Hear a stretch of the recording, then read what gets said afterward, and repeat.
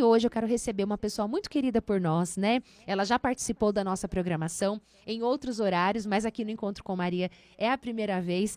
Ela é antropóloga, historiadora, é a Lídice Meyer. Oi, minha irmã, seja bem-vinda. Boa tarde. Olá, Natália. Bom poder estar aqui no Encontro com Maria e no Encontro com a Natália junto com Maria. Amém. É isso mesmo, Lídice. Olha, a gente está muito feliz de te receber aqui hoje, né, no nosso encontro, para falar de um assunto tão interessante como esse. E eu diria, Lídice, muito recorrente aqui no Encontro com Maria, né? Um assunto que vira e mexe a gente acaba falando, comentando, porque faz parte da história, né? Que é a presença de Maria no protestantismo. E eu queria começar esse bate-papo com você, Lídice, falando um pouquinho, né, sobre como você descreveria essa figura, essa presença de Maria ao longo da história protestante. Bom, vamos falar aos poucos sobre isso no programa de hoje, certo? Mas podemos dizer já inicialmente que Maria, ela é a mulher mais importante do cristianismo. Ela não é apenas aquela que gerou Jesus, o Filho de Deus, no seu ventre, aquela que alimentou com seu cordão umbilical dentro do seu ventre por 9 meses, aquela que pôde também fazer o seu parto e ali depois ensinar a Jesus, assim, não só alimentá-lo com seu leite materno, coisa que às vezes a gente não pensa muito, mas também alimentá-lo com os ensinos. As mulheres judias, as mulheres de Israel, daqui de Israel do primeiro século e até hoje, elas são responsáveis pela primeira educação religiosa das crianças. Jesus não nasceu pronto. Jesus recebeu os primeiros ensinos religiosos a partir da sua mãe, a partir de Maria. Só isso já mostra a importância dessa mulher, que não só esteve presente nesses primeiros momentos da vida de Jesus, como acompanhou-o em todos os momentos da sua vida, do seu ministério, no momento da sua crucificação, no seu sepultamento, ressurreição, esteve lá presente na Pentecostes, a música que escutamos falou um pouquinho também. É uma Sim. mulher realmente central, importantíssima para o cristianismo e que, infelizmente, devido a vários aspectos históricos que a gente vai conversar um pouquinho hoje, a relação do fiel com Maria acaba separando o protestantismo em duas vertentes, ou melhor, desculpa, separando o cristianismo em duas vertentes, catolicismo e protestantismo, vamos chamar assim inicialmente. Enquanto os católicos veneram Maria, trazendo toda uma muito mais honra à figura de Maria, os protestantes se dividem em várias atitudes, chegando alguns apenas a considerá-la como a mãe do Salvador, lembrando dela no Natal e esquecendo no restante do ano, e outros chegando mesmo a desacralizar Maria, como vimos algumas atitudes, infelizmente, num passado bem próximo nosso aqui. Sim, Então, há, Lídice. sim, muitas posições diferentes no protestantismo sobre Maria. E eu espero que o programa de hoje a gente possa esclarecer bastante sobre isso. Nossa, que bênção, né? E que gostoso a gente poder falar, né, sobre esse assunto, fazer memória também, né, do caminho que foi percorrido, trazer também para a luz, né, lançar luz sobre sombras muitas vezes, né? Às vezes a gente fala assim, ah, a pessoa protestante, a pessoa evangélica, como costumamos chamar, né? Não ama Maria, não respeita Maria. Então são assuntos sempre recorrentes. É importante a gente conversar um pouco sobre isso, até para entender por que falta essa clareza, né? Por que falta esse conhecimento acerca de quem é Nossa Senhora. Agora, Lídice, fazendo um pouco de memória, né, aproveitando também da tua missão como antropóloga, como historiadora, a gente sabe que Martinho Lutero, ele tinha uma visão muito positiva a respeito de Nossa Senhora, né? Para quem já leu um pouco, para quem já foi a fundo, dá para a gente perceber, né, que ele tinha uma visão positiva de Nossa Senhora. Você poderia falar para a gente um pouquinho sobre como é que era a visão de Martinho Lutero acerca de Maria? Sim, é um prazer grande falar sobre esse assunto, Natália. Só voltando ao que você dizia, eu acho importantíssimo fazer um programa como este, justamente porque o desconhecimento é que gera o preconceito e que gera também as barreiras de diálogo entre os cristãos, e fazendo todas essas separações. Então, este serviço, vamos chamar assim, que a Rede Imaculada está fazendo através do Encontro com Maria, é importantíssimo. E espero que isso ajude realmente bastante gente, não só católicos, como também protestantes, a repensar um pouco sobre como enxergam o outro. E assim, falando um pouquinho agora de Lutero. Lutero foi o protestante mais mariano que já existiu. Eu devo ser a segunda. Lutero foi o primeiro. Sim. Lutero é devoto de Maria desde a sua mais tenra infância. E ele nunca deixou de ser devoto de Maria, nunca deixou de admirar a Maria, a Nossa Senhora. Tanto que ele é excomungado pela Igreja Católica em 1520. Okay? Mas em 1521, apenas um ano depois da sua excomunhão, ele publica o livrinho chamado Magnificat, que é um estudo bíblico maravilhoso, para quem nunca leu, procure ler, sobre o Cântico de Maria. Olha. Para Lutero, Maria, ela não é apenas a mãe do nosso Salvador. Ele via como também um modelo de vida, um modelo de piedade cristã, que deveria ser imitado. Lutero ainda aceitava também os dogmas marianos, o dogma da maternidade divina e o dogma da virgindade perpétua. Então, são coisas que nem todo mundo sabe, nem os protestantes às vezes sabem dessas questões. Aham. O que Lutero foi enfático em dizer é que Maria não pode ser a intercessora entre Deus e os homens, que este papel foi conquistado por Cristo na cruz e apenas Cristo é o intercessor. Nem Maria e nenhum santo estariam podendo fazer essa intercessão ou essa intermediação entre Deus e os homens. Mas tirando isso, Lutero é um cristão mariano, totalmente mariano. Que interessante, Lindsay, você trazer para a gente, né, toda essa riqueza a partir de um conhecimento histórico, né? Olha, para quem está curtindo o Encontro com Maria, hoje a gente está falando desse assunto tão importante, né, que é a respeito da presença de Maria no protestantismo. O Lindsay, a gente recebeu recentemente, né, algumas vezes, o Rodrigo Silva também, aqui no Encontro com Maria, que é pastor, é antropólogo, é historiador, né, teu companheiro de missão, assim, de profissão, por assim dizer, né?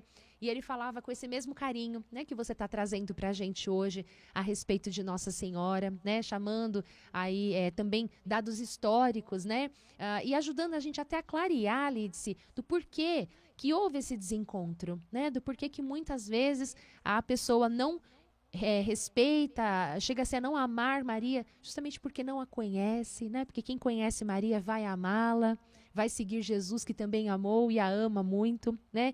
E dentre as figuras históricas, né? Você trouxe pra gente a figura de Lutero. Eu queria falar um pouquinho sobre João Calvino. Primeiro que você contasse pra gente, né, quem foi João Calvino, qual que é o papel dele, né, na história do cristianismo e também um pouquinho sobre os aspectos da vida de Nossa Senhora que Calvino costumava destacar. Bom, Calvino é um reformador também do século XVI. Calvino faz a reforma em Genebra, ele é um administrador também em Genebra, então ele tem muito mais formação na área administrativa do que teológica, porém, ele vai fazer as institutas da religião cristã. Então, como é que ele faz na reforma? Ele consegue, então, dogmatizar, né? Trazer, então, institucionalizar aquelas crenças da reforma que tinham sido iniciada por Lutero. Calvino vai concordar com Lutero nesse posicionamento de Maria como sendo alguém que tem que ser respeitado, amado, como a mãe do Salvador, alguém cuja também vida apresenta como um exemplo de fé, mas ele discorda de Lutero com a questão da virgindade perpétua. Isso ele não concorda. E ele também vai discordar da questão de Maria poder ser uma intercessora também, intermediadora entre Deus e os homens. Outro posicionamento interessante de Calvino é que ele vai dizer, em vários de seus estudos, que a Bíblia não é clara sobre o que acontece com Maria e José após o nascimento de Jesus.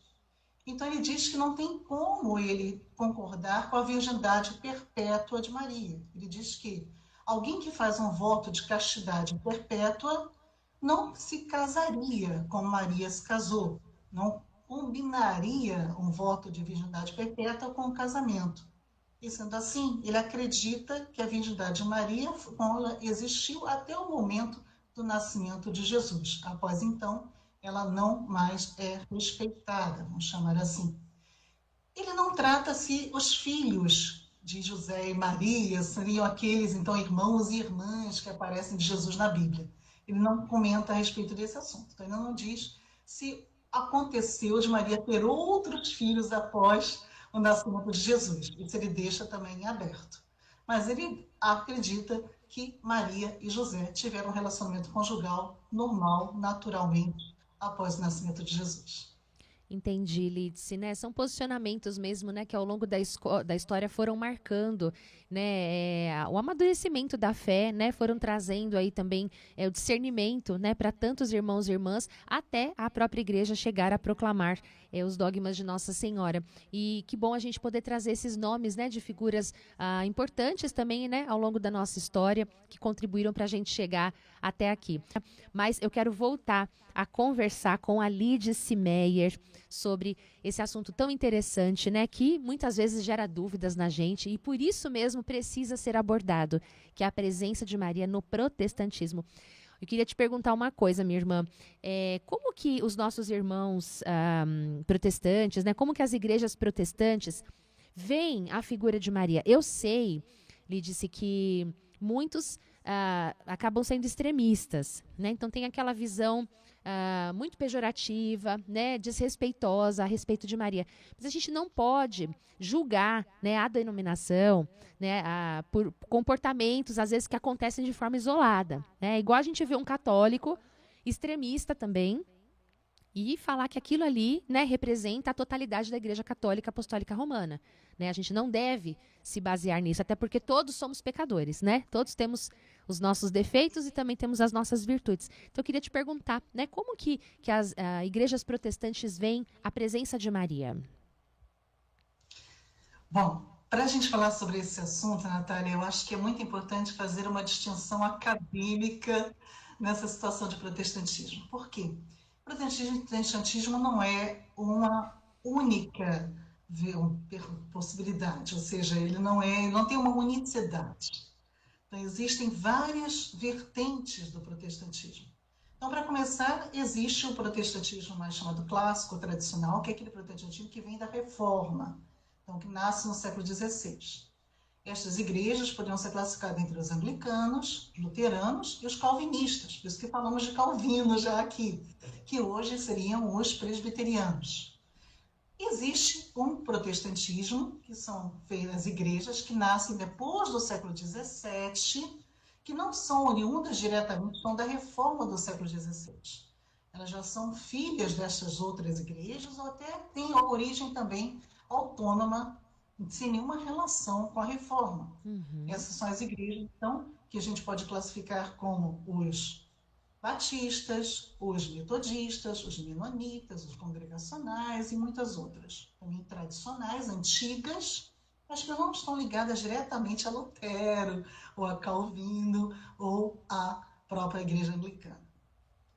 E temos as igrejas que nasceram após o século XX, que são as chamadas pentecostais e neopentecostais, que no mundo geral são chamadas de evangélicas. O grande problema é que, pela falta do conhecimento disso, normalmente parece que tudo fica no mesmo balaio de gato. E ou chama-se tudo de evangélico ou tudo de protestante. Sim. Mas há diferenças muito grandes em relação a todas essas igrejas.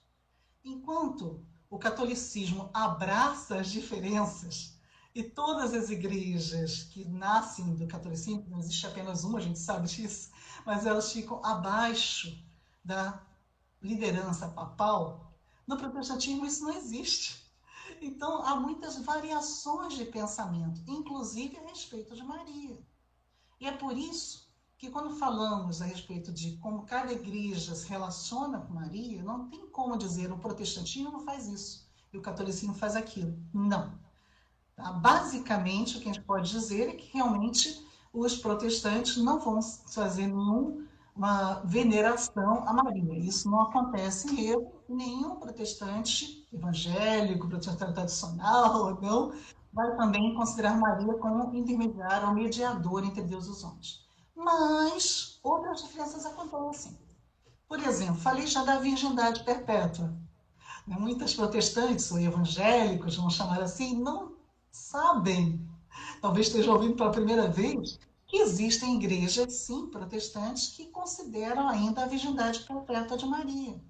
Entre elas nós vamos ter os anglicanos, os luteranos, que ainda mantêm dentro dos seus códices a questão da virgindade perpétua. enquanto todo o demais, todas as outras denominações, de calvinismo em diante, não vão aceitar a virgindade perpétua. Então, não há como fazermos essa distinção tão clara, né? O que o protestantismo faz e o que o catolicismo faz. Então, esse é apenas um pequeno exemplo de diferença que a gente vai encontrar dentro do próprio protestantismo a respeito dessa veneração a Maria ou desse respeito que se pode ter sobre Maria. Como já citei, há igrejas, por exemplo, que não tocam no nome de Maria, talvez tocam no nome da Natal, e Sim. outras não. Outras até celebram festas marianas. Então, tudo vai depender de que denominação protestante estamos tratando.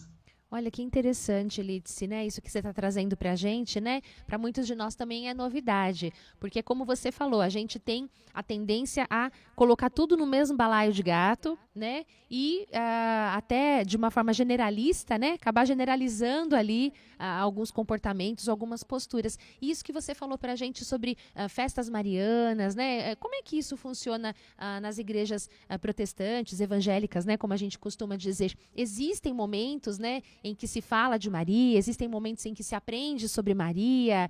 Você poderia compartilhar um pouquinho isso com a gente, Lídice? Bom, como eu até já comentei, existem então as igrejas que são mais ligadas à reforma. Aham. As igrejas que estão ligadas diretamente à reforma do século XVI, elas estão muito mais próximas de mim das doutrinas do catolicismo. A gente precisa lembrar que Lutero nunca quis fazer uma cisão da igreja. A ideia inicial não era esta. Ele, na verdade, era apenas um monge agostiniano que percebia no século XVI algumas deturpações que hoje também a própria Igreja Católica já reconhece, algumas deturpações que estavam acontecendo na doutrina da Igreja, e ele tentou conversar com o Papa da época. Ele falou: olha, tem uma coisa errada, vamos tentar consertar. E fez várias tentativas, não funcionou nenhuma delas, até que finalmente então, ele toma aquela decisão de colocar tudo que ele achava errado na porta da igreja, escrevendo as 95 teses, e a partir de então começa um movimento que a gente vai acabar gerando a reforma, essa cisão da igreja em protestantes e católicos. Então, eu vou dizer por isso, porque da mesma forma como Lutero se manteve mariano até o fim da sua vida, muitas outras questões também se mantiveram. O luteranismo manteve durante um bom tempo também, durante o período da vida de Lutero, as festas marianas. Mas Lutero mesmo deixou de praticá-las ou deixou de incentivar essas festas marianas porque ele começou a perceber que muitas vezes essas festas acabavam desvirtuando o direcionamento do cristão para um culto cristocêntrico. E Certo. tirava, às vezes, Cristo do centro da festa e colocando Maria no centro. E aí ele percebeu, então, que era melhor, então, deixar de praticar essas festas. Mas os anglicanos, que têm outra origem, a origem dos anglicanos já não tem nada a ver com Lutero, é uma origem mais política, que a gente já tinha estudado isso na escola. Os anglicanos mantêm as festas marianas até hoje. Então, entre os anglicanos, vamos encontrar a festa da Visitação de Nossa Senhora, no mesmo dia que os católicos celebram. Vamos encontrar a festa da Anunciação, né, que é a da Visitação, a festa da Apresentação do Senhor, que é em fevereiro, a festa da Natividade de Maria, em 8 de Olha. setembro, que acabou de acontecer, também é celebrada pelos anglicanos. E mais uma, só como os anglicanos não aceitam a Assunção de Nossa Senhora, no dia da Assunção de Nossa Senhora, eles celebram a festa da Maria, Santa Maria a Virgem. Então, Olha. há a festa, mas não é a celebração da Assunção. Tirando essas festas dos anglicanos, então, e dos luteranos, que hoje em dia não acontece mais, nós não vemos no protestantismo nenhuma festa diretamente voltada para Maria. A única referência, como até já comentei, é no Natal. Então, sempre por ser a mãe do Salvador e pronto. Né? Ela é vista apenas como a Maria grávida, Nossa Senhora da Conceição, e daí acabou. Sim. Nasceu Jesus, Maria desaparece, infelizmente. Infelizmente, Lídice, né? E que bonito a gente também poder refletir sobre esse tema aqui no Encontro com Maria, né? Trazendo também luz para o nosso coração e até compreensão quando a gente encontra, às vezes, algum irmão, alguma irmã que não conhece ainda, né? Que está caminhando, aliás, até numa ignorância a respeito de Nossa Senhora, né? A respeito do próprio respeito que a gente tem que ter para com Maria, né? Então, tudo isso que você está trazendo para a gente, acho que está abastecendo também o nosso coração desse amor mútuo. Eu fico brincando, Lídice, eu falo assim, né, que não tem nada que irrita mais uma mãe do que ver dois irmãos brigando. Né? Eu lembro da minha mãe, eu com meu irmão, ela falava, vocês podem fazer tudo, menos brigar. Né? E eu com as minhas meninas também, quando elas se desentendem, nada me tira mais do sério. Maria não vai ficar irritada, né? Claro que não. Mas eu acho que nada agrada mais o coração da mãe do que ver a gente convivendo como irmãos, com amor, com respeito, né? A mãe jamais vai querer que dois filhos briguem por causa dela, né? Eu lembro um dia um sacerdote participando com a gente, ele falou assim, Maria, ela não precisa que você brigue com ninguém por causa dela, né? Ela quer que você ame por causa dela, porque ela sempre amou a todos, né? Assim como Jesus perdoou os seus agressores, perdoou aqueles que estavam difamando, ofendendo, Maria certamente também os perdoou, né? Com o seu coração imaculado. Então, esse diálogo tão bonito, né? Que você está promovendo hoje aqui, viu, Lídice? Com as tuas palavras, né? Com o teu conhecimento, com o teu amor também a Nossa Senhora, acho que vai abastecendo a gente para a gente poder ter essa convivência, né, tão bonita que Nossa Senhora mesmo deseja que a gente tenha. E ó, tem muita participação chegando. Eu quero aqui agradecer, né, as perguntas. A gente tem essa pauta que é importante, né? As perguntas que a gente já havia definido são importantes para a gente conseguir seguir uma linha com a Lídice, né, sem deixar ponta solta, dado que um assunto intenso como esse pede bastante clareza, né? Mas eu quero agradecer aqui o Carlos Augusto. Ele está em Piripiri, no Piauí. E ele falou, nossa, estou muito interessado no programa de hoje, tema muito interessante. Carlos Augusto, Deus abençoe, meu irmão. Obrigada pelo carinho da tua mensagem. Um grande abraço a todos do Piauí. Conosco também a Lourdes, do Jardim Industrial, em São Bernardo do Campo. Deus te abençoe, Lourdes. Em Roraima, Boa Vista, Natália. Que lindo programa hoje. Gostaria de perguntar para a professora se houve algum dia... Ah lá, ó, ele falou assim, ó, vou ler na íntegra a pergunta dele para a Lídice conseguir compreender. Gostaria de perguntar para a professora, teve um dia que eu cheguei numa casa de uma pessoa protestante e essa pessoa me mostrou passagens na Bíblia que falava sobre Nossa Senhora. E essa pessoa riscou na Bíblia as passagens que falava de Nossa Senhora. Senti que fosse uma falta de respeito e fiquei irritado. Gostaria de perguntar a ela, isso não seria falta de respeito? Olha, Lídice, um testemunho aqui, né, de esses casos recorrentes que a gente acolhe aqui no Encontro com Maria. De forma alguma, né, riscar a palavra de Deus só porque tem o nome de Maria? É o cúmulo, né, Lídice? É falta de respeito não só com Nossa Senhora, é falta de respeito com a própria Com a Bíblia, né? Com a palavra. Escritura. Com certeza. É estranho, realmente. Muito estranho. Eu acho que alguém que fez isso está passando por uma situação que precisa de muita ajuda, porque ele não compreende nem a importância da própria Bíblia. Isso. A gente está recebendo agora de Campo Grande, no Mato Grosso do Sul, a Raquel, né? A Raquel está acompanhando o nosso programa. Um beijão para você, Raquel, que Deus te abençoe. Ela pergunta, professora, como os protestantes entendem as passagens, por exemplo, de bodas de Caná, quando Nossa Senhora intercede a Jesus por aquele casal? É Raquel do Mato Grosso do Sul, Lídice, que pergunta para a gente. Obrigada, Raquel. Esse realmente é um dos textos mais lindos, né? A gente vê que Nossa Senhora está presente no primeiro milagre de Jesus, no início do seu ministério na Terra. Como ela vai estar presente também no final do seu ministério na Terra, na crucificação, enterro e depois na ressurreição. E no início do Pentecostes, início da igreja, né? Mostra realmente a igreja, a Nossa Senhora é presente em momentos especiais de toda a formação da igreja cristã. O que esse texto nos diz é que, primeiro, Maria não está ali como uma mera convidada. A gente percebe claramente que ela tem um papel social muito grande naquele evento.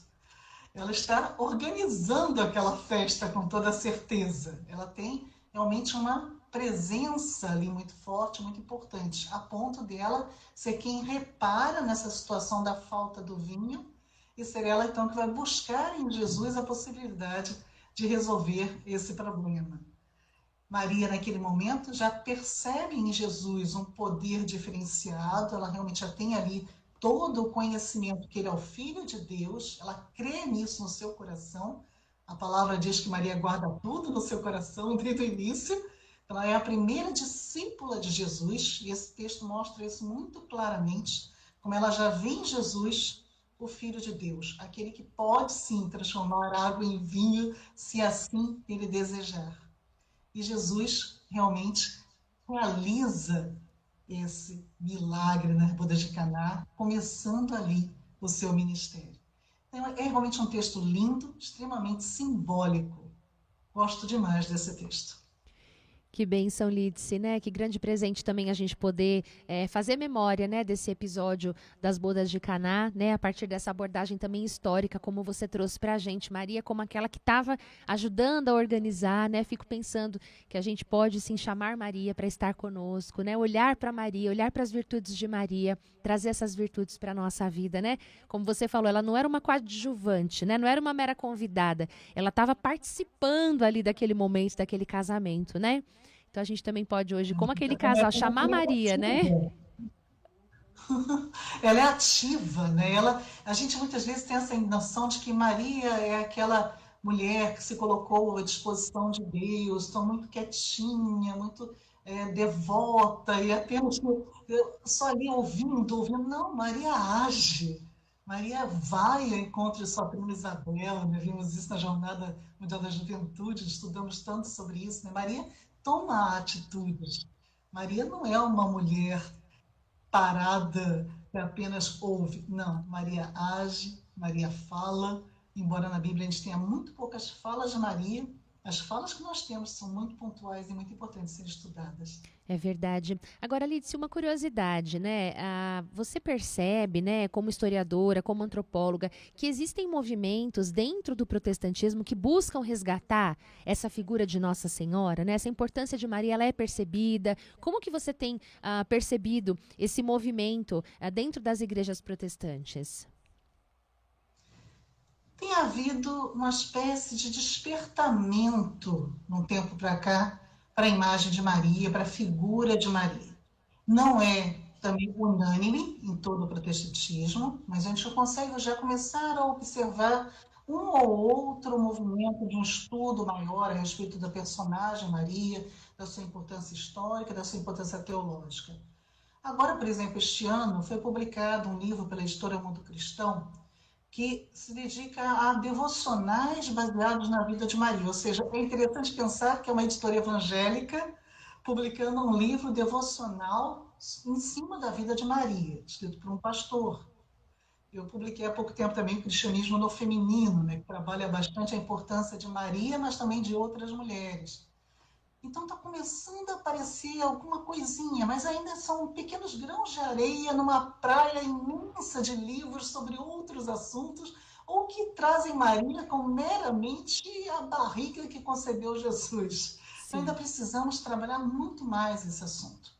Eu, particularmente, tenho trazido vários artigos, né, publicado vários artigos a respeito desse assunto, tenho ministrado muitos cursos sobre a importância socioantropológica de Maria, a importância teológica de Maria, a importância dela, inclusive, nas outras religiões, que é um tema que a gente pode trazer em outro programa, quem sabe, Maria nas outras religiões, não obstante. Legal, Ela, sim. ela aparece também em outras religiões. E como é que ela aparece? Qual é a importância dela nas religiões? Eu tenho falado bastante disso em vários cursos. E já tenho, Natália, até um livro pronto para publicar, viu?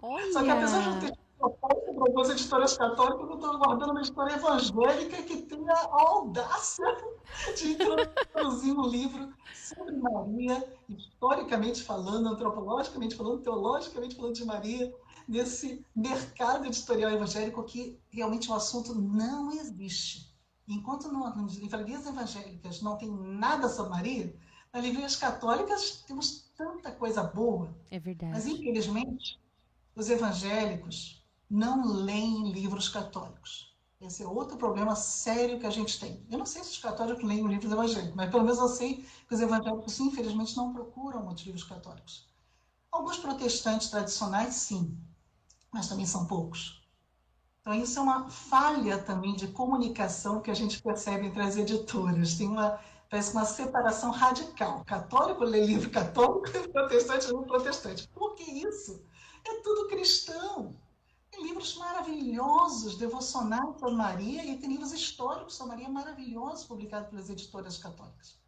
Então, os evangélicos precisam começar também a se abrir para esse outro tipo de leitura.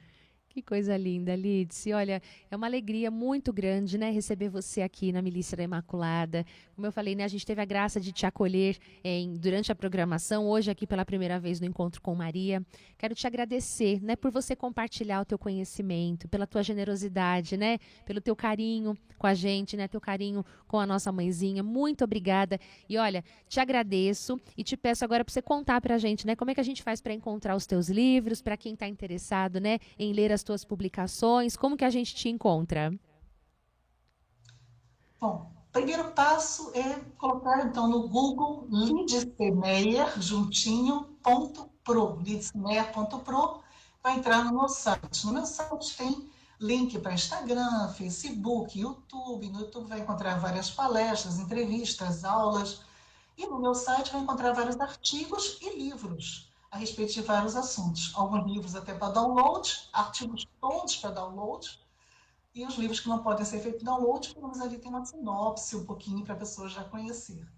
Então, é fácil, é só achar Lídice Meyer em tudo, Instagram, Facebook, YouTube, é sempre Lídice Meyer. Que coisa boa. Obrigada, viu, minha irmã? Que Deus te abençoe, que Nossa Senhora te proteja, né? E conte com as nossas orações pelo teu ministério também, viu? Eu te espero mais vezes aqui no nosso encontro, tá bom?